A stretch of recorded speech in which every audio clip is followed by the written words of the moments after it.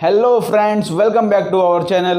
तो आज से हम एक नया रेवोल्यूशन, एक नई जर्नी शुरू करते हैं क्लास 12 के फिजिक्स का, जिसके अंदर हम लेक्चर बाय लेक्चर फिजिक्स के वीडियोस अपलोड करते रहेंगे। उस वीडियो में आपको कॉन्सेप्चुअल अंडरस्टैंडिंग मिलेगा, अच्छे अच्छे क्वेश्चन सॉल्व करने को मिलेंगे।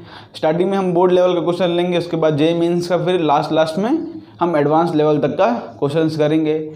टेंशन ना लो, आपको रिमाइंडर्स देता रहूँगा कि कहाँ तक का बोर्ड का लेवल है, कहाँ जेईई मेंस तक, और जो जेईई एडवांस तक की तैयारी कर रहे हैं उनको भी कंटेंट मिलेगा इस वीडियोस के अंदर। तो आपको सिंपली करना क्या है कि आपको वीडियोस देखते रहना है। तो वीडियो शुरू करने से पहले हम देख लेते हैं कि क्लास 12 का फिजिक्स किस तरह से डिवाइडेड है, मीन्स क्लास 12 का सिलेबस किस तरह है और किस तरह से चैप्टर का फ्लो चलेगा, जिससे कि आपको चैप्टर की अंडरस्टैंडिंग हो जाएगी कि मीन्स हम क्लास 12 के फिजिक्स में पढ़ने वाले क्या हैं। ओके, तो इसको रफ करके पहले हम उसका कंटेंट समझ लेते हैं। ठीक है, तो हम एक बार क्लास 12 का कंटेंट देख लेते हैं। क्लास 12 का जो कंटेंट है वो मेनली ब्रांचेस में डिवाइड होता है, जिसमें 3 मेन यूनिट्स हैं। और मेन यूनिट्स कौन से हैं? पहला एक मेन यूनिट्स है इलेक्ट्रो मैग्नेटिज्म, और दूसरा हमारा मेन यूनिट होगा इसके अंदर ऑप्टिक्स, और तीसरा हमारा मेन यूनिट होगा यहाँ पर मॉडर्न फिजिक्स।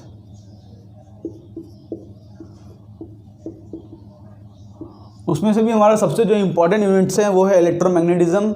इसमें क्लास 12 का almost 60 to 65% of the total weightage cover करता है। क्लास 12 का 60 to 65% सिलेबस जो क्लास 12 का है वो इलेक्ट्रोमैग्नेटिज्म चैप्टर्स में है। और उसी हिसाब से ऑप्टिक का जो चैप्टर है उसमें 15 to 20% तक ये सिलेबस कवर करता है। 2 चैप्टर्स हैं इसके, 15 to 20%। और जो मॉडर्न फिजिक्स है वो 10 to 15% सिलेबस कवर करता है। और लास्ट में हमारा जो आता है वो एक सेमीकंडक्टर का चैप्टर आता है, वो एक अलग से चैप्टर होता है। तो पहले देख लेते हैं इलेक्ट्रोमैग्नेटिज्म। तो इलेक्ट्रोमैग्नेटिज्म एक मेन ब्रांच है इलेक्ट्रिकल साइंस का। उसके अंदर 2 मेन ब्रांचेस आते हैं, सब ब्रांचेस। एक होता है इलेक्ट्रोस्टैटिक्स,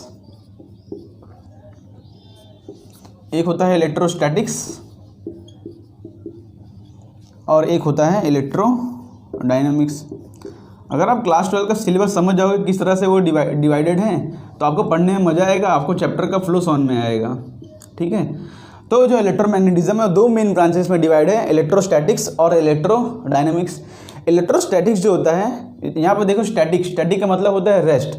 तो इलेक्ट्रोस्टैटिक्स जो चैप्टर होता है उसमें हमारा चार्ज जो रहता है, charge at rest.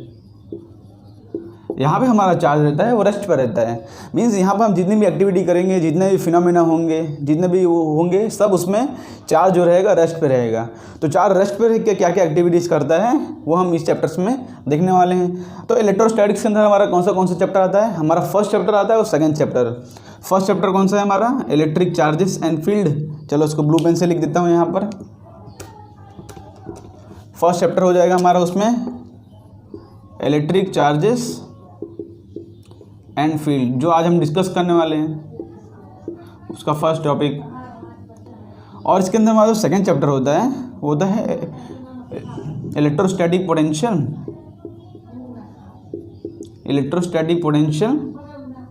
And capacitor. Electrostatic potential and capacitor. तो इलेक्ट्रोस्टैटिक्स के अंदर चार्ज एट रेस्ट के अंदर 2 टॉपिक्स आते हैं, हमारा फर्स्ट चैप्टर और second chapter, electric charges and field and electrostatic potential and capacitor. Means इसके अंदर जितने भी फिनोमिना होंगे उसके अंदर हमारा चार्ज जो रहेगा वो रेस्ट पर रहेगा। उसके बाद हम सीखेंगे इलेक्ट्रोडायनेमिक्स। इलेक्ट्रोडायनेमिक्स बड़ा ब्रांच है, उसके अंदर जो हमारा चार्ज होता है वो मोशन में रहता है, चार्ज इन मोशन। यहाँ हमारा चार्ज मोशन में आ जाएगा। तो चार्ज मोशन में आके क्या क्या फिनोमिना दिखाता है वो हम यहाँ पर देखेंगे। तो इसके अंदर हमारे 3-4 चैप्टर आते हैं, बिकॉज ये मेन ब्रांच है। इसमें चार्ज मोशन के अंदर बहुत से फिनोमिना होते हैं। तो उसमें हमारा 3rd चैप्टर आ जाएगा करंट इलेक्ट्रिसिटी। हमारा उसमें 3rd चैप्टर आ जाएगा करंट इलेक्ट्रिसिटी। फिर 4th चैप्टर आ जाएगा, उसके अंदर हमारा मैग्नेटिज्म।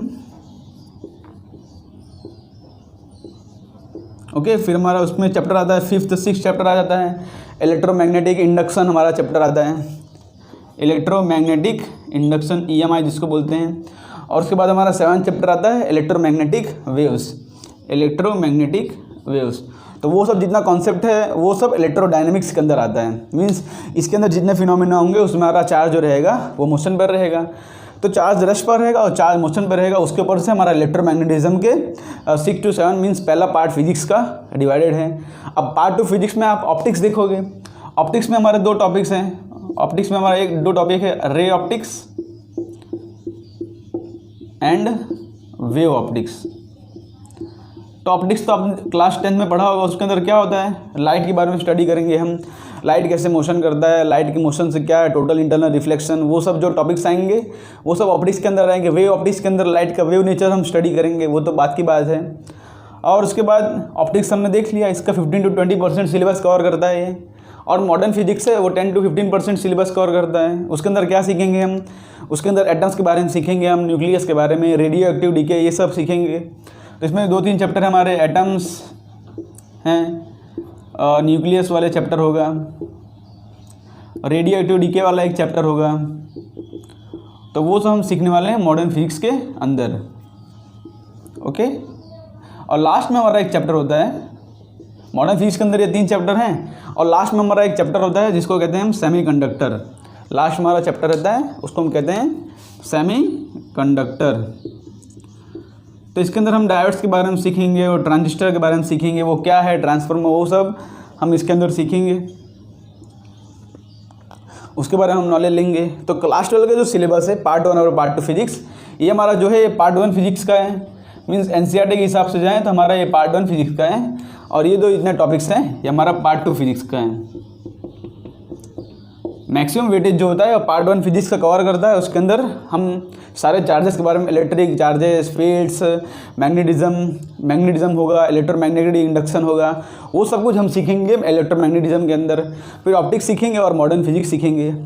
तो आज हमारा जो इलेक्ट्रोमैग्नेटिज्म है उसके अंदर हमारा आज जो पहला चैप्टर होगा वो होगा इलेक्ट्रोस्टैटिक्स, और उसके अंदर हमारा जो पहला टॉपिक होगा वो होगा इलेक्ट्रिक चार्जेस। तो इलेक्ट्रोस्टैटिक्स के अंदर इलेक्ट्रिक चार्जेस के बारे में आज हम बेसिक सा इंट्रोडक्शन लेंगे। तो इसको रफ करके हम इलेक्ट्रिक चार्जेस के बारे में इंट्रोडक्शन लेना शुरू करते हैं। तो अब शुरू करते हैं अपना पहला topic, electric charges and fields. उसके अंदर हमारा पहला चैप्टर जो होगा वो होगा, पहला टॉपिक जो होगा वो होगा इलेक्ट्रिक चार्जेस के बारे में। तो इलेक्ट्रिक चार्जेस के बारे में हम समझना शुरू करते हैं। तो पहले आपने नेचर में देखा होगा बहुत से फिनोमेना होते हैं, जैसे कि आपने देखा होगा कि आप कोम रफ करो अपने बाल के अंदर ऐसे, और नीचे पेपर रखा हो, पेपर बिट्स। तो पेपर बिट्स के पास अगर वो कोम लेके जाओगे तो कोम और पेपर बिट्स आपस में अट्रैक्शन फील करते हैं। मीन्स वो पेपर बिट्स आके वो कोम पर चिपक जाते हैं, ये फिनोमेना देखा होगा। और आपने देखा होगा कि लाइटनिंग का फिनोमेना होता है, थंडर स्टॉर्म का फिनोमेना होता है। तो ये सारे जो फिनोमेना होते हैं ये चार्जेस की वजह से होते हैं। ऐसे बहुत सारे फिनोमेना आपने देखे होंगे, और भी ऐसे इलेक्ट्रोस्टैटिक्स वाले फिनोमेना होते हैं। ये सब का कारण जो होता है वो चार्ज। तो सबसे पहले हम समझते हैं कि चार्ज क्या होता है। चार्ज यहाँ पर डेफिनेशन लिखते हैं, यहाँ पर चार्ज हमारा पहला हो जाएगा चार्ज। तो चार्ज का डेफिनेशन लिखते हैं, charge is intrinsic property of matter like mass. Means charge होता है वो intrinsic property of a matter है लाइक मास।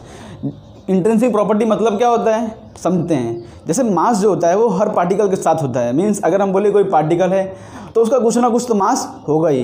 वैसे जो चार्ज होते हैं वो हर पार्टिकल के अंदर चार्ज होते हैं, भले वो पॉजिटिव हो, नेगेटिव हो, न्यूट्रल हो, कोई भी चार्ज हो। जैसे कि इंट्रिंसिक का मतलब क्या होता है, यहाँ पर लिखते हैं always exist with the particles, always exist with the particles. वो हर पार्टिकल के साथ हमेशा रहते हैं, एकदम फंडामेंटल पार्टिकल्स हैं, वो हर पार्टिकल के साथ हमेशा रहते ही हैं। जैसे मास जो होता है, अगर मैं कोई भी पार्टिकल का नाम लूँ तो उसमें तो मास तो होता ही है, उसी हिसाब से जो चार्ज होता है वो हर पार्टिकल के साथ कंपलसरी होता है। उसको कहते हैं हम इंट्रिंसिक प्रॉपर्टी। इंट्रिंसिक का एक दूसरा मतलब होता है, उसको हम बोलते हैं इनहेरिट। इसका दूसरा वर्ड कह सकते हैं इनहेरिट। इनहेरिट मीन्स वो हर पार्टिकल के साथ हमेशा रहते ही हैं, और बहुत ही फंडामेंटल क्वांटिटीज़ हैं, इसको हम फर्दर ब्रेक नहीं कर सकते। ठीक है, चार्जेस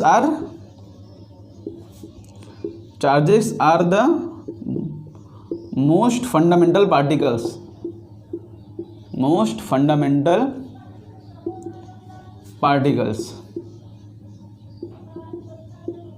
मोस्ट फंडामेंटल पार्टिकल्स का मतलब क्या है? जिस तरह से मास होता है, मास भी एक फंडामेंटल पार्टिकल है। उसका मतलब क्या कि मैं बोलूँगा कोई बॉडी किससे बना है, तो आप बोलोगे मास से। मैं बोलूँगा मास किससे बना है, तो आप क्या जवाब दोगे? बिकॉज मास तो किसी चीज़ से बना ही नहीं है, मास तो खुद ही है।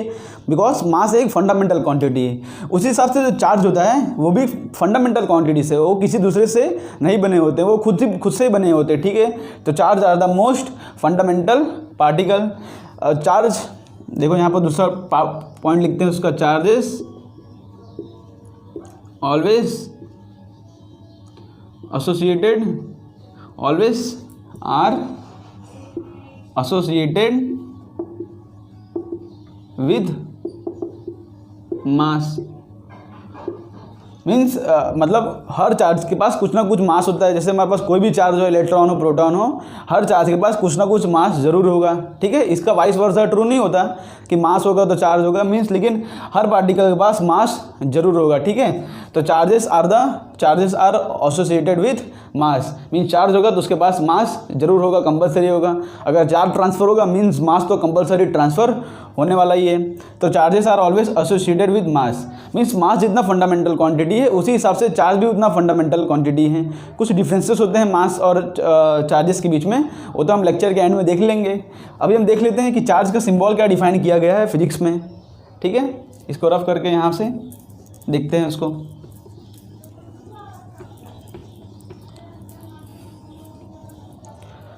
तो यहाँ पर हम लिखते हैं चार्ज। ठीक है, चार्ज जिसको हम फिजिक्स में क्यू से डोनेट करते हैं। क्यू जो होता है हमारा चार्ज होता है, स्मॉल क्यू से रिप्रेजेंट करते हैं दूसरे चार्जेस को। तो क्यू जो होता है हमारा चार्ज होता है। सिंबल तो हमने देख लिया है, यहाँ पर सिंबल क्या है, यहाँ पर सिंबल है इसका क्यू। इसका ऐसा यूनिट क्या होता है वो हम समझते हैं। ऐसा यूनिट होता है कूलम। कूलम नाम के एक साइंटिस्ट ने इसको बनाया, इसलिए उसका ऐसा यूनिट होता है कूलम, जिसको हम कैपिटल सी से रिप्रेजेंट करते हैं। कैपिटल सी से रिप्रेजेंट करते हैं उसका ऐसा यूनिट। इसका डायमेंशनल फॉर्मूला क्या होगा वो भी देख लेते हैं एक बार। डायमेंशनल फॉर्मूला, चार्ज का डायमेंशनल फॉर्मूला क्या होगा? आपने 10th स्टैंडर्ड में एक तो पढ़ा होगा, Q is equal to I D होता है। Q is equal to I into T होता है, आपने पढ़ा होगा। I क्या होता है? करंट। T क्या होता है? टाइम। करंट का फॉर्मूला होता है एम्पियर और टाइम होता है T। तो चार्ज का डायमेंशनल फॉर्मूला क्या हो जाएगा? A1 इंटू टी 1 ये हो जाएगा इसका डायमेंशनल फॉर्मूला चार्ज का। आपके मन में एक क्वेश्चन आना चाहिए, मैंने कहा कि चार्ज जो है फंडामेंटल क्वांटिटीज़ है, तो आपके मन में क्वेश्चन ये आना चाहिए कि हमारे पास 7 फंडामेंटल क्वांटिटीज़ हैं, तो उसके अंदर चार्ज को क्यों इंक्लूड नहीं किया, उसके अंदर करंट को क्यों इंक्लूड किया है? फंडामेंटल क्वांटिटीज़ हमारे पास 7 कौन से हैं? मास है, लेंथ है, टाइम है, टेम्परेचर है, करंट है, ल्यूमिनस इंटेंसिटी है। उसी हिसाब से जो हमारा चार्ज होता है उसको फंडामेंटल क्वांटिटी में क्यों नहीं रखा, करंट को क्यों रखा? तो एक्चुअली हम आगे बढ़ने वाले हैं मीन्स 2nd 3rd चैप्टर में कि चार्ज से भी ज़्यादा फंडामेंटल क्वांटिटी करंट होता है। करंट हम एक्चुअली सब यूज़ में आता है और करंट का हम ज़्यादातर यूज़ करते हैं। और Q is equal to I T से एक्चुअली वो चार्ज के फॉर्म में ही रहता है, इसलिए जो करंट जो होता है वो उसको हमने चार्ज से ज़्यादा फंडामेंटल क्वांटिटी गिना है। लेकिन चार्ज जो होता है वो बहुत ही बेसिक यूनिट होता है। ठीक है, तो चार्ज का डायमेंशनल फॉर्मूला हमने पढ़ लिया, A इंटू टी हो गया चार्ज का डायमेंशनल फॉर्मूला। और हम चार्ज के बारे में अब कुछ प्रॉपर्टीज़ पढ़ना शुरू करते हैं। इसको रफ करके हम चार्ज के बारे में कुछ प्रॉपर्टी देखते हैं। ठीक है, तो पहला पॉइंट हो जाएगा हमारा चार्जेस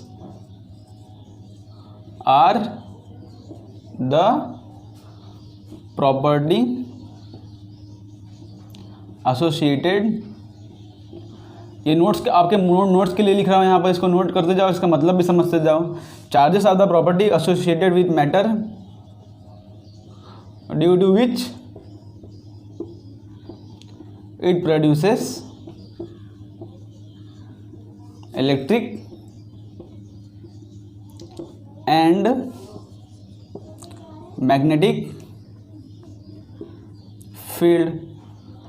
तो जैसे मैंने बताया कि चार्ज फंडामेंटल प्रॉपर्टी है मैटर का और वो इलेक्ट्रिक और मैग्नेटिक फील्ड प्रोड्यूस करते हैं। इलेक्ट्रिक और मैग्नेटिक फील्ड कब प्रोड्यूस करते हैं? तो यहाँ पर लिखते हैं हम चार्जेस एट रेस्ट। जब चार्ज रेस्ट पे होता है तो वो सिर्फ इलेक्ट्रिक फील्ड प्रोड्यूस करता है। ये सब के एक्सपेरिमेंट हो चुके हैं पहले। जब चार्ज रेस्ट पे होता है तो सिर्फ इलेक्ट्रिक फील्ड प्रोड्यूस करता है, मैग्नेटिक फील्ड वो प्रोड्यूस नहीं करता है। लेकिन जब चार्ज मोशन में आ जाएगा, जब चार्ज मोशन में आ जाएगा तो both electric and magnetic field produce करता है। चार्ज मोशन में आने में इलेक्ट्रिक फील्ड भी प्रोड्यूस होता है और साथ ही साथ मैग्नेटिक फील्ड भी प्रोड्यूस होता है। इस सब के बारे में डिटेल में हम तो आगे के चैप्टर में देखेंगे, ठीक है। तो चार्ज की पहली प्रॉपर्टी क्या होगी? Charges are the properties associated with the matter due to which it produces electric and magnetic field. Charge जब रेस्ट में होंगे तो इलेक्ट्रिक फील्ड प्रोड्यूस करेंगे और चार्ज जब मोशन में होंगे तो इलेक्ट्रिक फील्ड और मैग्नेटिक फील्ड दोनों प्रोड्यूस करते हैं। तो ये हमारी होगी पहली प्रॉपर्टी। इसको रफ करके दूसरी प्रॉपर्टी देखते हैं। हमारा सेकंड प्रॉपर्टी यहाँ पर हो जाएगा charges are scalar quantity. Charges are scalar quantity means मतलब क्या होता है? चार्जेस के पास कोई डायरेक्शन नहीं होता, हम उसको एल्जेब्रिकली ऐड कर सकते हैं, ऐड या सब्ट्रैक्ट दोनों कर सकते हैं। Means charges can be added और subtracted, charges can be algebraically added. Means charge का डायरेक्शन कंसिडर करने की जरूरत नहीं होती, हमको चार्ज की वैल्यूज पता हो तो उसको एल्जेब्रिकली ऐड कर सकते हैं। जैसे बोलेंगे कोई एक बॉडी उसके पास +2 कूलम का चार्ज है और दूसरे बॉडी के पास यहाँ पर 3 कूलम का चार्ज है, तो हम डायरेक्टली इसको एल्जेब्रिकली ऐड कर सकते हैं। तीसरी बॉडी के पास -2 कूलम का चार्ज है, तो नेट चार्ज कितना होगा टोटल बॉडीज़ पे हम डायरेक्टली ऐड कर सकते हैं। 2 + 3 5 - 2 3 कूलम। कोई डायरेक्शन देखने की जरूरत नहीं है, जैसे हम वेक्टर्स में डायरेक्शन कंसीडर करते हैं, बट ये स्केलर क्वांटिटी है तो इसको हम एल्जेब्रिकली ऐड कर सकते हैं। इंपॉर्टेंट पॉइंट्स हैं, समझते हैं इंपॉर्टेंट पॉइंट क्यों है। देखो यहाँ पर जैसे एग्जांपल से समझते हैं। यहाँ पर जैसे कोई चार्ज दिया हो, जैसे कि यहाँ पर चार्ज दिया हो 2 कूलम + 3 कूलम, ये इस डायरेक्शन में जा रहा हो, यहाँ से कोई चार्ज आ रहा हो 3 कूलम + 2 कूलम, तो चार्जेस का डायरेक्शन देखने की जरूरत नहीं है। अगर आपको कोई नेट चार्ज पूछे तो आप सीधा एल्जेब्रिकली इसको ऐड कर सकते हो, ठीक है। डायरेक्शन अगर पॉजिटिव और नेगेटिव वो सब देखने की जरूरत नहीं है।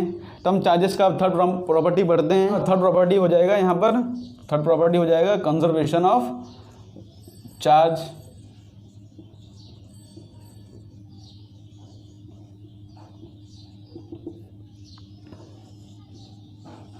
अब कंजर्वेशन ऑफ चार्ज मतलब क्या होता है? आपने पढ़ा होगा conservation of energy, that energy can neither be created nor be destroyed, only it can be change from one form to other form. मतलब एनर्जी को हम ना ही क्रिएट कर सकते हैं ना ही को डिस्ट्रॉय कर सकते हैं, हम सिर्फ उसको एक फॉर्म से दूसरे फॉर्म में चेंज कर सकते हैं। उसी तरह से चार्ज भी होता है, चार्ज को क्रिएट और डिस्ट्रॉय नहीं किया जा सकता, सिर्फ एक चार्ज से दूसरे चार्ज में इसको देखो यहाँ पर सिर्फ चार्ज का ट्रांसफर मुमकिन है। यहाँ पर लिखते हैं it can neither be created, it can neither be destroyed. आप यहाँ पर सेंटेंस लिख लो, उसको हम एग्जांपल समझते हैं। यहाँ पर जैसे हमारे पास एक सिस्टम ऑफ चार्जेस है, यहाँ पर एक पूरा सिस्टम ऑफ चार्जेस है। यहाँ पर हमारे पास एक 3 कूलम का चार्ज है, एक 2 कूलम का चार्ज है, एक 1 कूलम का चार्ज है, एक -2 कूलम का चार्ज है, इस तरह से। और दूसरा हमारे पास बॉक्स है यहाँ पर, ठीक है। यहाँ पर दूसरा बॉक्स है, सिस्टम ये भी सेम सिस्टम ऑफ चार्जेस है। तो मैं बोलूँ यहाँ पर एक 4 कूलम का चार्ज है, एक 2 कूलम का चार्ज है और एक 1 कूलम का चार्ज है। तो हमारा चौथा जो चार्ज होगा वो क्या होगा? तो उसको फाइंड करने के लिए हम क्या करेंगे? हाँ, दोनों सिस्टम सेम ही है तो दोनों सिस्टम में टोटल चार्ज इक्वल होना चाहिए। तो यहाँ पर टोटल चार्ज कितना है? 3 + 2 5 + 1 6 -2 4 कूलम, 3 + 2 + 1 -2, और यहाँ पर टोटल चार्ज कितना है?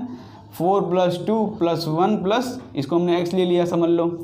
तो 3 + 2 5 + 1 6 -2 4 हो जाएगा यहाँ पर, और यहाँ पर 4 + 2 + 7 हो जाएगा। तो हमारा x की वैल्यू क्या आ जाएगी? x की वैल्यू आ जाएगी -3।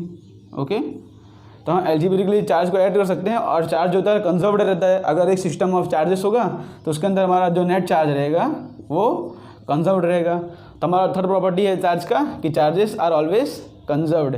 अगर सिस्टम में चार्ज होगा तो चार्ज हमेशा कंजर्व रहता है। इसको रफ करके हम फोर्थ प्रॉपर्टी पढ़ते हैं। हमारा नेक्स्ट जो पॉइंट हो जाएगा वो हो जाएगा, नेक्स्ट पॉइंट यहाँ पर फोर्थ पॉइंट हो जाएगा, charges are quantized.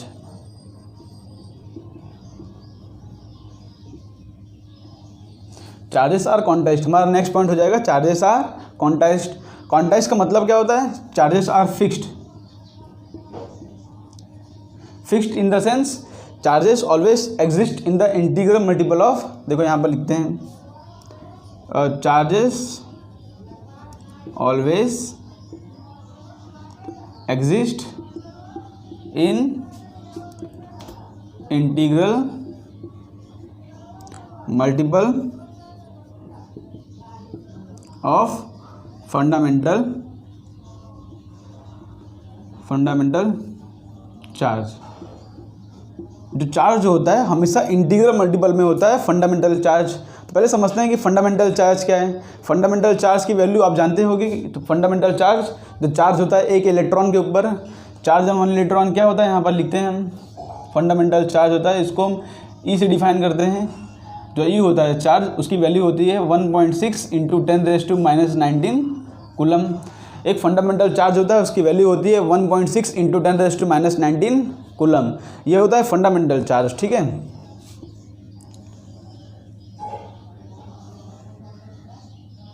Okay, means plus Q charge किसी बॉडी पर हो 1 का, तो उसके ऊपर जो चार्जेस होगा 1.6 × 10⁻⁹ कूलम का होगा। एक इलेक्ट्रॉन पे इतना चार्ज होता है 1.6 × 10⁻⁹ कूलम, और इसको हम कहते हैं फंडामेंटल चार्ज।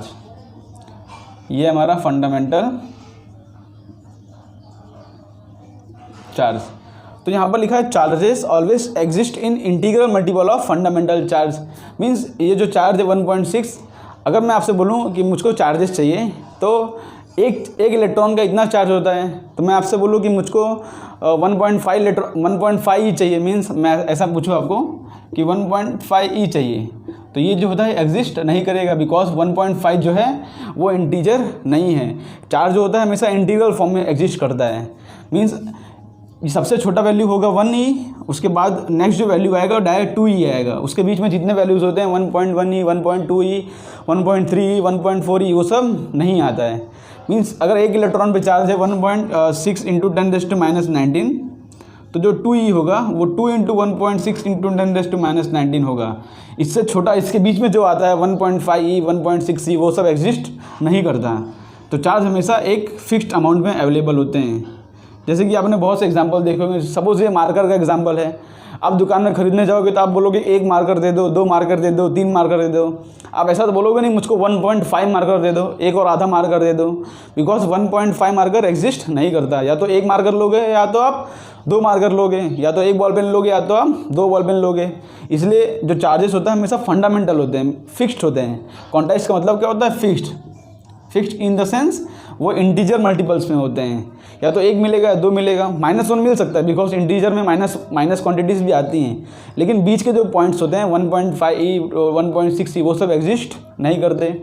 सबसे छोटा होगा 1 ई, 2 ई, इसके बाद डायरेक्ट हमारा आएगा 3 ई, ऐसे करते सो ऑन जाता रहेगा, लास्ट में आता है n ई। ठीक है, तो इसी के ऊपर से हमारा फॉर्मूला बनता है 1 ई, 2 ई, 3 ई करके लास्ट में हमारा n ई तक जाता है। तो उसी के ऊपर से हमारा एक फॉर्मूला बनता है यहाँ पर, जिसको लिखता हूँ, मोस्ट इंपॉर्टेंट फॉर्मूला है। यहाँ पर लिखते हैं Q = n times of E। Okay, charges always exist in integer multiple of fundamental charge. E जो हमारा होता है फंडामेंटल चार्ज होता है, उसकी वैल्यू होती है 1.6 × 10⁻⁹ कूलम। और n जो होता है हमारा इंटीजर नंबर होता है। n होता है, अगर n 1 होगा तो Q = E हो जाएगा, n 2 होगा तो Q = 2E हो जाएगा, n 3 होगा तो Q = 3 हो जाएगा। देखो इसके बेस पे एक एग्जांपल करते हैं, यहाँ पर रफ करता हूँ। इसको समझ पड़ गया है कि क्वांटाइज का मतलब होता है फिक्स, और हमारा फंडामेंटल चार्ज है वो चार्ज ऑन 1 इलेक्ट्रॉन होता है, उसकी वैल्यू होती है 1.6 × 10⁻⁹ कूलम। और चार्जेस हमेशा इंटीजर फॉर्म में एग्जिस्ट करते हैं। तो इसके ऊपर एक एग्जांपल करते हैं यहाँ पर, ठीक है। तो यहाँ पर एग्जांपल करते हैं, यहाँ पर example can a charge of, कोई भी एग्जांपल लेते हैं यहाँ पर 6.4 × 10⁻⁹ coulomb be given to a matter. कहना charge of 6.4 × 10⁻⁹ coulomb be given to a matter. ये हमारे सामने एक क्वेश्चन पूछा गया है कि क्या हम 6.4 × 10⁻⁻ कूलम का चार्ज किसी मैटर को दे सकते हैं। हमने क्या बोला कि चार्ज का ट्रांसफर होगा वो चार्ज हमेशा फिक्स रहेगा 1, या तो आप 1 इलेक्ट्रॉन दोगे या तो उसके बाद डायरेक्ट 2 इलेक्ट्रॉन दोगे या तो 3 इलेक्ट्रॉन दोगे। तो हम चेक कर सकते हैं कि इसका जो आंसर आएगा वो इंटीजर आएगा कि नहीं। अगर इंटीजर आएगा तो हम देख सकते हैं, अगर इंटीजर नहीं आएगा तो हम नहीं देख सकते हैं। तो यहाँ पर हम फॉर्मूला डालते हैं Q equal to N into e. हमको चार्ज कितना दिया है यहाँ पर 6.4 इंटू 10⁻⁻19 कूलम। तो यहाँ पर रखते हैं 6.4 इंटू 10⁻⁻19 कूलम। एन की वैल्यू हमको फाइंड करनी है और ई हमारा क्या है 1.6 इंटू 10⁻⁻19 कूलम। ठीक है, तो यहाँ से देखो डिवाइड करेंगे तो हो जाएगा, डिवाइड करेंगे तो हमारा एन की वैल्यू आ जाएगी 4, बिकॉज 10⁻⁻19 से -19 कैंसिल, 1.6 इंटू 4 6.4 हो जाएगा, तो n की वैल्यू आ गई 4। तो 4 जो है इंटीजर है, मीन्स हम 4 इलेक्ट्रॉन एक बॉडी से दूसरे मैटर को हम दे सकते हैं। तो इसका can a charge of 6.4 into 10⁻⁻19 coulomb be transfer. तो हमारा आंसर आ जाएगा यहाँ पर यस। यस क्यों आ रहा है, बिकॉज उसकी जो वैल्यू आ रही है 4 आ रही है। 4 जो होता है एक इंटीजर है, तो हम 4 + 4 चार्ज किसी को दे सकते हैं, +2.5 नहीं दे सकते, +4 +1 -1 -2 इस तरह से चार्ज हम लेन देन कर सकते हैं, लेकिन वो वैल्यू इंटीजर होनी चाहिए। तो हमारा जो इसका आंसर आ जाएगा वो हो जाएगा यस। हम n इक्वल टू 4 आ रहा है, इसलिए ये चार्ज हम दूसरे मैटर को दे सकते हैं। तो हम आगे बढ़ते हैं, इसको हम रफ कर देते हैं यहाँ पर से। तो यहाँ पर हम कुछ चार्ज पार्टिकल्स के एग्जाम्पल ले लेते हैं यहाँ पर, बिकॉज ये एग्जाम्पल बाकी जगह पे काम आते हैं। Examples of charge particles, charge particles, वो पार्टिकल के नाम और उसके मास हम दोनों यहाँ पर लिख लेते हैं। आज तो पहला चैप्टर एकदम बेसिक सा चैप्टर है, इसलिए आज जितनी बेसिक सी बात होती है वो बता दे रहा हूँ आपको, बिकॉज आगे मैं ये सब बताने वाला नहीं, इसको आप याद रखना। एग्जाम्पल्स ऑफ चार्ज पार्टिकल, सबसे बेसिक चार्ज पार्टिकल जो होते हैं हमारे पास वो होते हैं इलेक्ट्रॉन, प्रोटॉन एंड न्यूट्रॉन। इससे छोटे पार्टिकल्स भी हमारे पास एग्जिस्ट करते हैं, कॉक्स वाले, लेकिन जनरली वो इंडिपेंडेंट होते नहीं, इसलिए हम उसको स्टडी में नहीं लाते हैं। अभी तो हमारा जो फंडामेंटल होगा वो इलेक्ट्रॉन, प्रोटॉन और न्यूट्रॉन होगा। इलेक्ट्रॉन होता है, इसका जो मास होता है वो क्या होता है 9.31 इंटू 10⁻31 kg, बहुत ही स्मॉल इसका मास है। प्रोटॉन का मास क्या होता है 1.67262 इंटू 10⁻27 kg। तो प्रोटॉन का मास ये हो जाएगा 1.67 इंटू 262 इंटू 10⁻27 kg। प्रोटॉन जो होता है देखो इलेक्ट्रॉन से 2000 टाइम्स ऑलमोस्ट हैवियर होता है, मीन्स ऑलमोस्ट 1831 ऐसा कुछ वैल्यू आता है, उतना हैवियर होता है। इसलिए हम आगे बढ़ेंगे कि जनरली प्रोटॉन का ट्रांसफ़र होता नहीं है। प्रोटॉन को ट्रांसफ़र क्यों नहीं होता, बिकॉज प्रोटॉन जो होता है बहुत भारी होता है, उसका ट्रांसफ़र करना ईजी नहीं होता। तो जनरली हम इलेक्ट्रॉन का ही ट्रांसफ़र करते हैं एक बॉडी से दूसरी बॉडी में, उसी से बॉडी के ऊपर पॉजिटिव और नेगेटिव चार्ज आते हैं, वो तो हम आगे देखने वाले हैं। आप अभी मास का देखो, यहाँ पर प्रोटॉन का मास ये है और न्यूट्रॉन का मास जो होता है वो प्रोटॉन से ज़रा सा भारी होता है, 1.67493 इंटू 10⁻27 kg। तो यहाँ पर देखो बहुत ही सिंपल सी बात है, सबको जनरली इतना वैल्यूज पता होता है 1.67 बट एक बार एक जे एडवांस के क्वेश्चन में सब्जेक्टिव टाइप में आ गया था क्वेश्चन 1 मार्क्स के अंदर कि what is the difference between mass of neutron and proton. तो देखो यहाँ पर लास्ट के 3 वैल्यूज में फ़र्क आ रहा है, यहाँ पर 1.67262 आ रहा है और यहाँ पर 1.67493 आ रहा है। तो दोनों के मास में स्लाइटली वेरिएशन है। न्यूट्रॉन का जो मास होता है वो प्रोटॉन से ज़रा सा भारी होता है। तो इलेक्ट्रॉन का मास इतना होता है। अब इलेक्ट्रॉन के ऊपर चार्ज कितना होता है, तो इलेक्ट्रॉन के ऊपर जो चार्ज होता है वो -1.6 इंटू 10⁻19 कूलम होता है। और जो प्रोटॉन होता है उसके पास जो चार्ज होता है वो होता है +1.6 इंटू 10⁻19 कूलम। और न्यूट्रॉन जो होता है वो तो न्यूट्रल होता है, मीन्स उसके पास नंबर ऑफ प्रोटॉन्स और नंबर ऑफ न्यूट्रॉन्स दोनों इक्वल होते हैं। तो examples of charge particle electron, proton और न्यूट्रॉन हैं और दोनों पर चार्ज कितने होते हैं वो हमने लिख लिया यहाँ पर कि ई की वैल्यू कितनी है दोनों के अंदर। ठीक है, इस पर नेगेटिव है बिकॉज ये इलेक्ट्रॉन है, इसके पास एक्सेस ऑफ इलेक्ट्रॉन्स, और ये प्रोटॉन है, इसके उसका पॉजिटिव चार्जेस है। तो हम इतना समझ लिए, तब यहाँ पर आगे देखते हैं हम। ओके, तो थोड़ा आगे हम बढ़ते हैं। यहाँ पर देखो पॉजिटिव चार्ज होता है, यहाँ पर जो पॉजिटिव चार्ज उसके पास डेफिशिएंसी ऑफ इलेक्ट्रॉन्स होते हैं, डेफिशिएंसी ऑफ इलेक्ट्रॉन। अगर किसी के पास डेफिशिएंसी ऑफ इलेक्ट्रॉन हो तो उसको हो जाएगा पॉजिटिव चार्ज। अगर नेगेटिव चार्ज होगा तो नेगेटिव चार्ज, तो उसके पास हो जाएगा excess of electrons, excess of electron.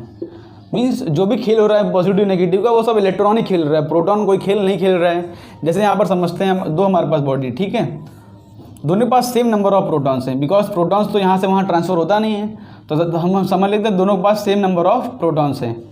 अब पॉजिटिव और नेगेटिव चार्ज डिपेंड करता है कि किसके पास इलेक्ट्रॉन ज़्यादा है। समझ लो इसके पास 3 इलेक्ट्रॉन्स हैं और इसके पास समझ लो 4 इलेक्ट्रॉन्स हैं। हम इलेक्ट्रॉन को नेगेटिव साइन से रिप्रेजेंट कर रहे हैं और प्रोटॉन्स को पॉजिटिव चार्ज के साथ।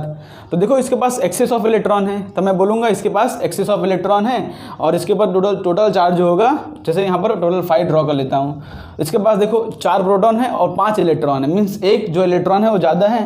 तो इसके पास जो टोटल इसका नेट चार्ज होगा, नेट चार्ज आएगा इसके ऊपर, वो हो जाएगा -Q का, -1Q का या -Q का। और इसके पास देखते हैं यहाँ पर प्रोटॉन तो इसके पास भी 4 है, लेकिन इसके पास जो इलेक्ट्रॉन है वो एक कम है। तो इसके पास कम है मीन्स इसके पास डेफिशिएंसी ऑफ इलेक्ट्रॉन है, तो इसके पास जो चार्ज आएगा वो हो जाएगा +Q चार्ज का।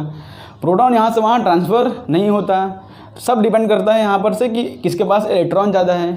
अगर मैं यहाँ से इलेक्ट्रॉन यहाँ पर ट्रांसफ़र कर दूँ, जैसे कि यहाँ पर इलेक्ट्रॉन में 2 इलेक्ट्रॉन यहाँ पर ट्रांसफ़र कर दिए मैंने, तब इसके पास जो नेट चार्ज हो जाएगा, इसके पास नेगेटिव चार्ज हो जाएगा, अब इसके पास यहाँ पर आ जाएगा पॉजिटिव चार्ज। ओके, तो सिर्फ इलेक्ट्रॉन के खेल से बॉडी का पॉजिटिव और नेगेटिव चार्ज दोनों डिपेंड करता है।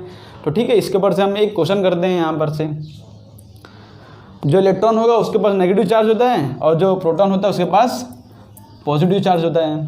ठीक है, देखो यहाँ पर हमारे सामने एक क्वेश्चन आ चुका है और object has net charge of -8 coulomb. देखो एक ऑब्जेक्ट के ऊपर नेट चार्ज कितना है, -8 कूलम। यहाँ पर माइनस साइन है, मीन्स वो ऑब्जेक्ट के पास एक्सेस ऑफ इलेक्ट्रॉन्स होगा। तो नंबर ऑफ एक्सेस इलेक्ट्रॉन कितना है उसके पास एक्सेस इलेक्ट्रॉन, वही ये क्वेश्चन के अंदर पूछा है। हमारे पास तो फॉर्मूला पता है हमको, Q = होता है N × E। जो ऑब्जेक्ट के पास जो नेट चार्ज है कितना, चार्ज हमको दिया है यहाँ पर -8 कूलम। ओके, और एक इलेक्ट्रॉन का चार्ज हमको पता है। तो बॉडी के पास टोटल नंबर ऑफ इलेक्ट्रॉन्स कितने हैं, means total number of excess electron कितने होंगे वो यहाँ पर देखते हैं। देखो हमारे पास चार्ज कितना दिया है बॉडी का, -8 कूलम, और n की वैल्यू हमको नहीं पता। और एक इलेक्ट्रॉन का चार्ज कितना होता है, 1.6 × 10⁻⁻19 कूलम। ठीक है, तब हम यहाँ पर इसको डिवाइड करते हैं, इसका आंसर क्या आ जाएगा। देखो हाँ, इलेक्ट्रॉन का जो चार्ज होता है -1.6 × 10⁻19 होता है। ओके, यहाँ पर हमने माइनस लिख दिया, तो -8 डिवाइड बाई -1.6 × 10⁻19 = n हो जाएगा। तो n की वैल्यू यहाँ पर से क्या आ जाएगा, 10⁻19 ऊपर हो जाएगा, यहाँ पर हो जाएगा 10⁻19 और 16 और 5 से 80 होता है। तब हमारे पास जो आंसर आ जाएगा हो जाएगा 5 × 10⁻19। अंडरस्टूड। एक इलेक्ट्रॉन मतलब अगर इसके बॉडी के पास अगर नेट चार्ज जो -8 कूलम का है, उसके पास 5 × 10⁻19 इलेक्ट्रॉन्स एक्स्ट्रा हैं। 5 × 10⁻19 इलेक्ट्रॉन उसके पास एक्स्ट्रा है, क्योंकि बॉडी के पास जो नेट चार्ज है वो है -8 कूलम का। अगर यहाँ पर मैं सिर्फ यहाँ पर इतना ही देता कि बॉडी के पास 8 कूलम का चार्ज है, तो अब दोनों की बॉडी पास क्या है। ठीक है, तो हम फिर से वही फॉर्मूला लगाते हैं, यहाँ पर पॉजिटिव लिख देते हैं और फिर से हम n की वैल्यू फाइंड कर लेते हैं। उसके पास नंबर ऑफ इलेक्ट्रॉन ज़्यादा है, क्या उसके पास एक्सेस ऑफ इलेक्ट्रॉन है कि उसके पास डेफिशिएंसी ऑफ इलेक्ट्रॉन है। जैसे समझो यहाँ पर मैंने यहाँ पर सिर्फ लिख दिया 8 कूलम, तो यहाँ पर अब क्वेश्चन पूछता हूँ। अब यहाँ पर देखो देन यहाँ पर क्वेश्चन पूछता हूँ और यहाँ पर ये सब रफ कर देता हूँ। ठीक है, सेम क्वेश्चन पूछता हूँ, यहाँ पर ये सब रफ कर देता हूँ और यहाँ पर इतना लिख देता हूँ कि डेफिशिएंसी ऑफ इलेक्ट्रॉन। ठीक है, सेम यहाँ पर एक्सेस, फिर यहाँ पर एक क्वेश्चन ऑप्शन देता हूँ 5 × 10⁻19 एक्सेस ऑफ इलेक्ट्रॉन, फिर से यहाँ पर डेफिशिएंसी ऑफ इलेक्ट्रॉन, और यहाँ पर मैं सेम ऑप्शन रखता हूँ यहाँ पर 7 excess of deficiency of electron, sorry excess of electron. देखो अब क्वेश्चन में बोला नहीं है कि इसके पास एक्सेस ऑफ इलेक्ट्रॉन है कि कुछ नहीं, अब हमको क्वेश्चन समझना है यहाँ पर। ठीक है, तो क्वेश्चन में देखो नेट चार्ज कितना दिया है, 8 कूलम का। नेट चार्ज कितना दिया है, 8 कूलम का। तो यहाँ पर हमारे पास जो नेट चार्ज होता है वो होता है 8 कूलम का, यहाँ पर दिया है। ठीक है, तब देखना है कि बॉडी के पास एक्सेस ऑफ इलेक्ट्रॉन होगा कि डिफिशियंसी ऑफ इलेक्ट्रॉन होगा। देखो बॉडी के पास जो है चार्ज पॉजिटिव है, तो बॉडी के पास अगर चार्ज पॉजिटिव होगा तो उसके बाद डेफिनेटली डेफिशिएंसी ऑफ इलेक्ट्रॉन होगा। मैंने बोला कि बॉडी पास चार्ज जो है प्लस में आ रहा है, प्लस में मतलब उसके पास इलेक्ट्रॉन कम होंगे, तो हमारा डेफिनेटली आंसर इन दोनों में से ही कोई होगा कि body pass deficiency of electron है। वो हम यहाँ पर सॉल्व करेंगे तो हमारा फिर से वही आंसर आ जाएगा, बिकॉज वैल्यू तो सेम है। मीन्स बॉडी के पास 5 × 10⁻19 डेफिशिएंसी ऑफ इलेक्ट्रॉन है। भले क्वेश्चन में हमको दिया नहीं हो कि इलेक्ट्रॉन ज़्यादा है कि कम है, हम क्वेश्चन से समझ जाएंगे। यहाँ पर पॉजिटिव चार्ज है, इसका मतलब क्या है कि body pass deficiency of electron है। तो हमारा जो आंसर हो जाएगा इसके अंदर 5 × 10⁻19 डेफिशिएंसी ऑफ इलेक्ट्रॉन हो जाएगा। तो ये टॉपिक आपको समझ पड़ा होगा, होप करता हूँ। तो आगे बढ़ते हैं, हम इसको रफ कर देते हैं। यहाँ पर देखो, यहाँ पर आपके सामने क्वेश्चन आ चुका है। Considering only charge of electrons the total negative charge on 85 gram of ammonia is. तो अमोनिया का मास तो आपको पता होगा क्या होता है, NH3। N का होता है 14 और ये 3 होता है, ठीक है। इसका टोटल जो मास होता है वो होता है 17 ग्राम होता है, ठीक है। तो अमोनिया का टोटल मास कितना होता है, 17 ग्राम। अमोनिया के अंदर टोटल नंबर ऑफ इलेक्ट्रॉन्स कितने होते हैं, देखो यहाँ पर एक मॉलिक्यूल हो गया, एक मोल हो गया, उसका जो मास है वो होता है 17 ग्राम। अब इसके अंदर टोटल नंबर ऑफ इलेक्ट्रॉन्स कितने होते हैं समझते हैं। यहाँ पर N है, H है 3, N का जो एटॉमिक नंबर है होता है 7 होता है, मीन्स 7 प्रोटॉन्स और 7 इलेक्ट्रॉन्स होंगे। तो इसके अंदर होंगे 7 इलेक्ट्रॉन्स और इसके अंदर 3 H है तो जाएंगे 3 इलेक्ट्रॉन्स। तो total number electron in one molecule कितना हो जाएगा, वन मॉलिक्यूल के अंदर टोटल नंबर ऑफ इलेक्ट्रॉन्स हो जाएगा 7 + 3 10 इलेक्ट्रॉन। ये समझ गए आप कि एक मॉलिक्यूल ऑफ अमोनिया के अंदर, देखो नाइट्रोजन के पास होता है, उसका एटॉमिक नंबर है 7, तो उसके पास 7 इलेक्ट्रॉन्स हो जाएगा। हाइड्रोजन का एटॉमिक नंबर होता है 1, बट यहाँ पर 3 हाइड्रोजन है तो 3 इलेक्ट्रॉन्स हो जाएंगे टोटल, बिकॉज 3 जितना प्रोटॉन्स होता है उतना ही इलेक्ट्रॉन्स होता है। तो टोटल नंबर ऑफ इलेक्ट्रॉन्स कितने हो गए इस मॉलिक्यूल के अंदर, टोटल नंबर ऑफ इलेक्ट्रॉन्स हो गए 10। अब हमको देखो ढूंढना है, तो एक मॉलिक्यूल के अंदर टोटल नंबर ऑफ इलेक्ट्रॉन्स हो गए 10। अब हम देखते हैं कि टोटल नंबर ऑफ मॉलिक्यूल्स कितने हैं अमोनिया के अंदर। तो यहाँ पर 85 ग्राम दिया है, अमोनिया का मास होता है 17 ग्राम, तो 17 ग्राम इक्वल टू होता है 1 मोल। और 1 मोल के अंदर कितने मॉलिक्यूल्स होते हैं, 17 ग्राम के अंदर होगा टोटल मॉलिक्यूल्स 6.023 × 10⁻23 एटम्स या मॉलिक्यूल्स, कुछ भी कह सकते हैं, एटम्स और मॉलिक्यूल्स। तो एक मोल मीन्स 17 ग्राम में होता है इतना मॉलिक्यूल्स। तो हमारे पास कितना ग्राम दिया, टोटल 85 ग्राम दिया है। तो 85 ग्राम के अंदर टोटल नंबर ऑफ मॉलिक्यूल्स कितना होगा, तो नंबर ऑफ मॉलिक्यूल हम ढूंढ लेते हैं। यहाँ पर नंबर ऑफ मॉलिक्यूल्स कितना हो जाएगा, 85 × 6.023। देखो यहाँ पर सपोज हम x ले लेते हैं, तो x इक्वल टू क्या हो जाएगा, 85 × 6.023 × 10⁻23 अपॉन हो जाएगा 17।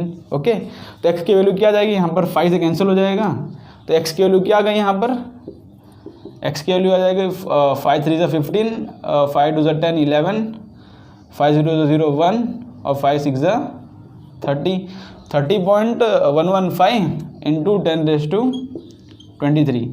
तो यहाँ पर 85 ग्राम के अंदर टोटल नंबर ऑफ मॉलिक्यूल्स कितने होंगे, ये हमारा क्या है, number of molecules, total number of molecules in 85 ग्राम।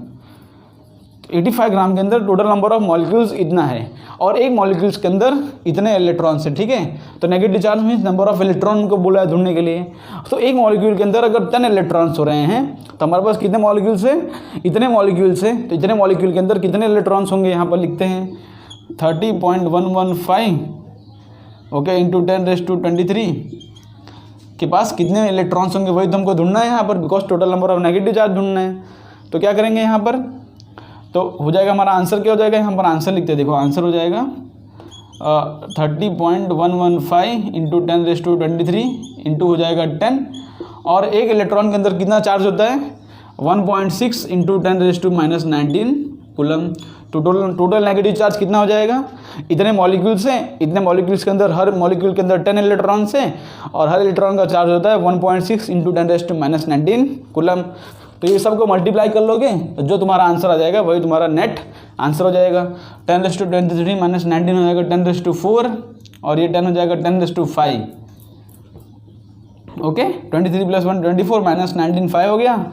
अब 30 × 1.6 कर लो, मीन्स अप्रॉक्स 4.8 ऐसा कुछ आंसर आएगा, 48 के आसपास, 48 के आसपास कुछ आंसर आएगा, 48 पॉइंट कुछ आएगा समथिंग इंटू 10⁵ तुम्हारा आंसर आ जाएगा।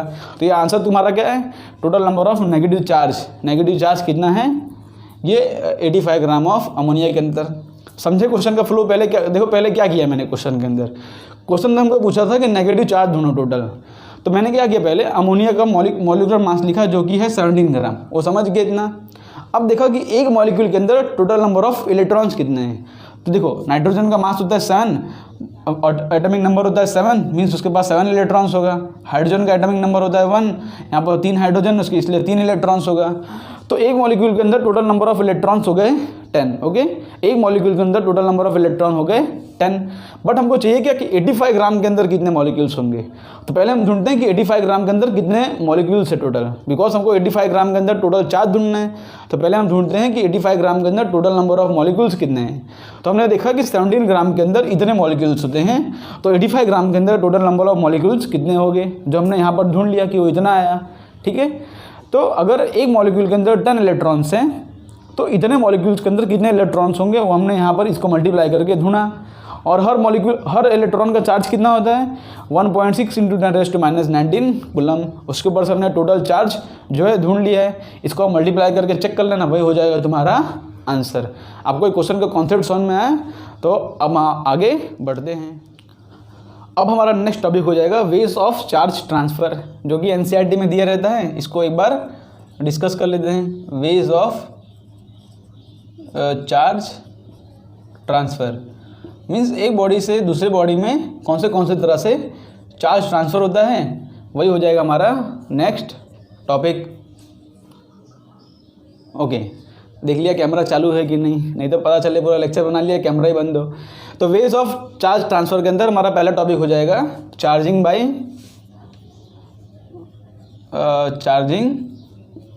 Bye conduction.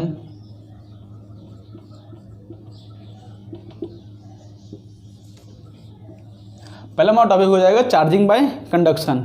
कंडक्शन मीन्स होता है डायरेक्ट कॉन्टैक्ट।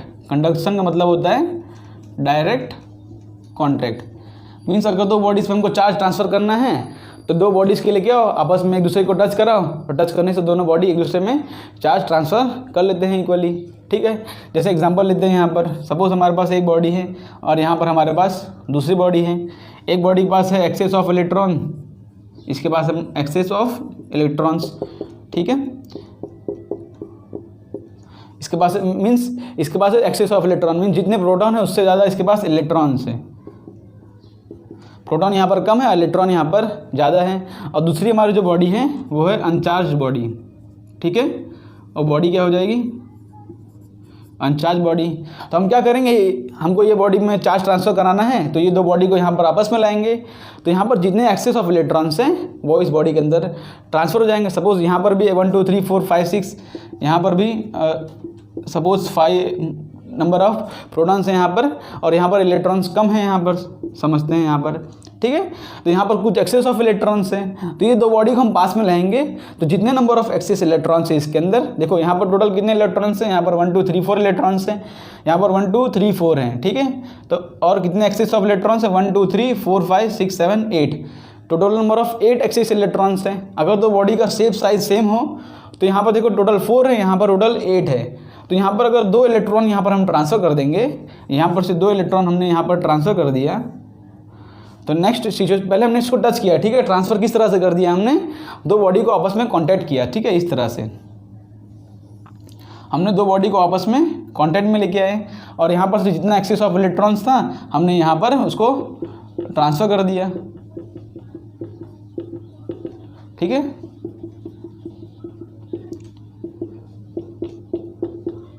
तो यहाँ अब क्या होगा, हमारा जो नेक्स्ट केस आ जाएगा, हमने जब ट्रांसफ़र कर दिया तो दोनों बॉडी में टोटल नंबर ऑफ चार्ज जब तक ट्रांसफ़र होता रहेगा जब तक दोनों बॉडी में टोटल इक्वल चार्ज ना हो जाए। ठीक है, तो यहाँ पर इक्वल चार्ज हो गया, यहाँ पर भी इक्वल चार्ज हो गया। जैसे कि अगर ये बॉडी का चार्ज होगा क्यू, तो अगर हम दो बॉडी को आपस में ट्रांसफ़र करेंगे तो लास्ट में जो चार्ज हो जाएगा यहाँ पर हो जाएगा Q/2 और यहाँ पर हो जाएगा Q/2। अगर शेप और साइज़ सेम हो तो जनरली तो सेम ही हम लोग फिजिक्स में इक्वली कंसीडर करेंगे कि यहाँ पर अगर दो बॉडीज़ को आपस में कांटेक्ट में लाएं तो यहाँ पर देखो Q/2 और Q/2 चार्ज जो है वो ट्रांसफ़र हो जाता है। जनरली सेम होता है, बट हर कंडीशन में सेम होता नहीं है। सेम कब होगा? जब इसका शेप और साइज दोनों सेम हो। तो अब दो बॉडी को डायरेक्ट कॉन्टेक्ट में लाएंगे तो दो बॉडी आपस में चार्ज ट्रांसफर कर, चार्ज ट्रांसफर मतलब इलेक्ट्रॉन का ट्रांसफर हो जाएगा। तो इस पर एक्सेस ऑफ इलेक्ट्रॉन्स, इस पर नेगेटिव चार्ज था, लेकिन लाने के बाद दोनों चार्जेस न्यूट्रल हो जाएंगे। न्यूट्रल मतलब क्या होता है?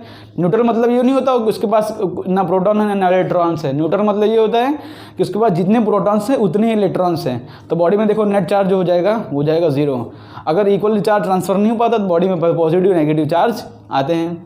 ठीक है, हमारा पहला टॉपिक हो गया चार्जिंग बाय कंडक्शन। तो इसको हमने सीख लिया कि दो बॉडी को आपस में कॉन्टैक्ट में लाओ और चार्ज को ट्रांसफर कर दो। हमारा सेकंड हो जाएगा charging by induction. Charging by induction, पहला हमने सीखा था चार्जिंग बाय कंडक्शन। कंडक्शन के अंदर क्या होता है? डायरेक्ट कांटेक्ट होता है।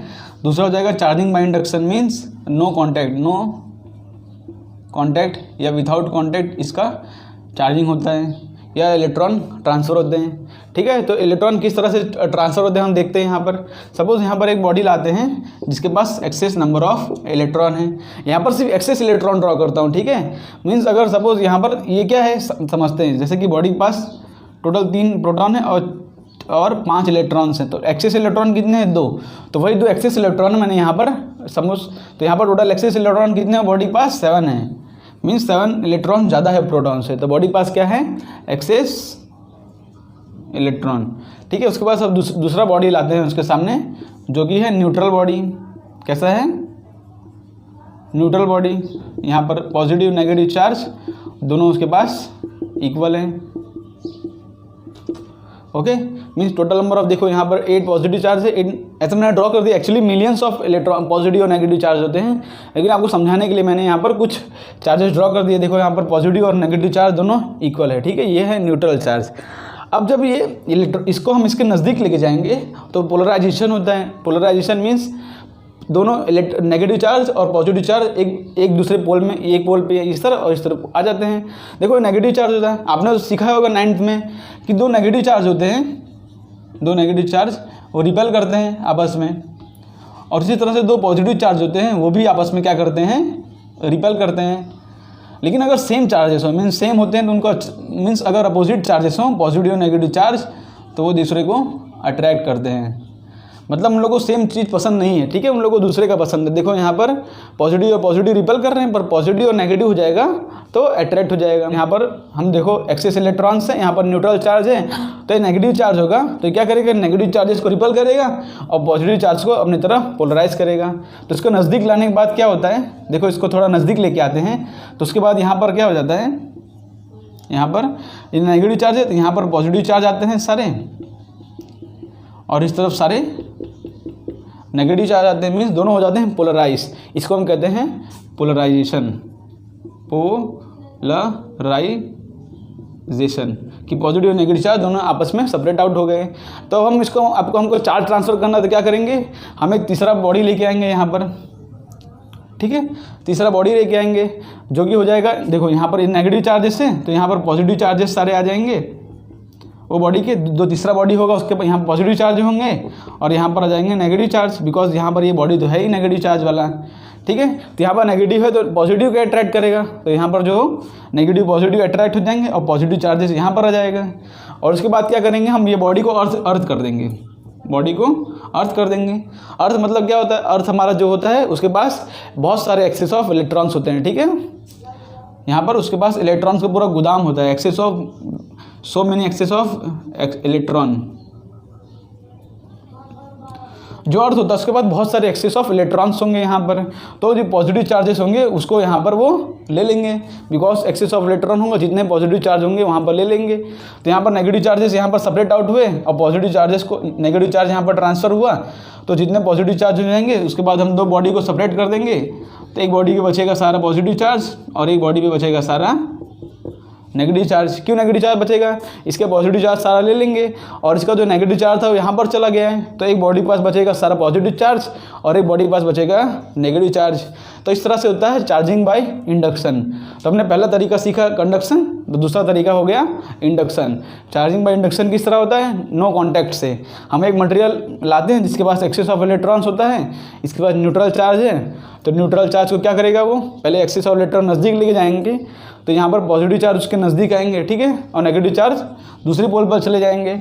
वो नेगेटिव चार्ज के लिए हम दूसरा एक बॉडी लेके आएंगे, ठीक है, और बॉडी भी क्या चलेंगे?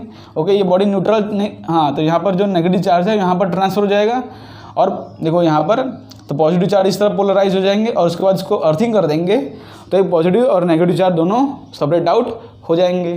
तो ये था चार्जिंग बाय इंडक्शन। अब हम तीसरा टॉपिक सीखते हैं जो कि होता है charging by friction. Friction means उसको रब करके हम उसको चार्ज करते हैं, तो उसको भी यहाँ पर देख लेते हैं। सिंपल सा वो भी टॉपिक है। तीसरा हो जाता है यहाँ पर चार्जिंग बाय फ्रिक्शन।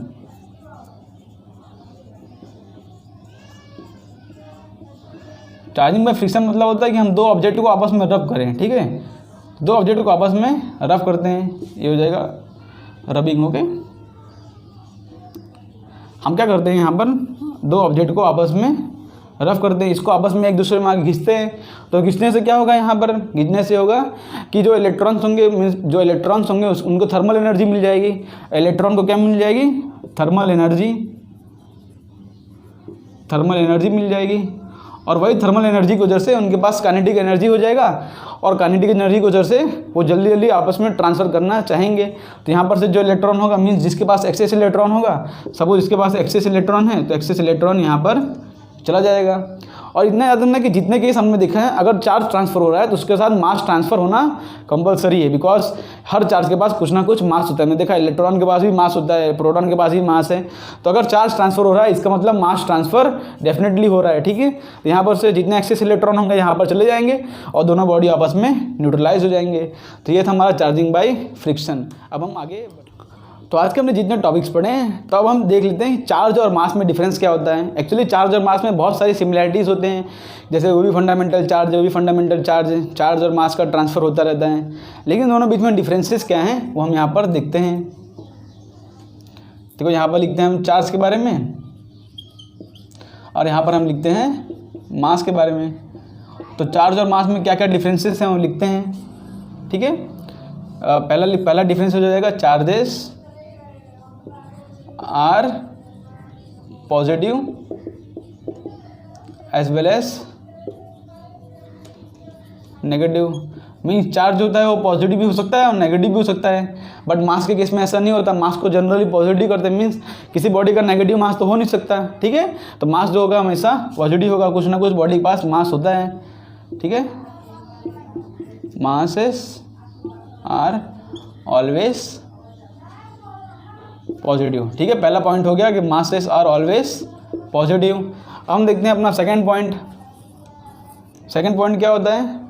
मास, दो मास होंगे वो आपस में अट्रैक्शन करते हैं, ठीक है। दो मास क्या करते हैं? आपस में अट्रैक्शन। बट चार्जेस के केस में वो अट्रैक्शन भी करते हैं और रिपल्सन भी करते हैं।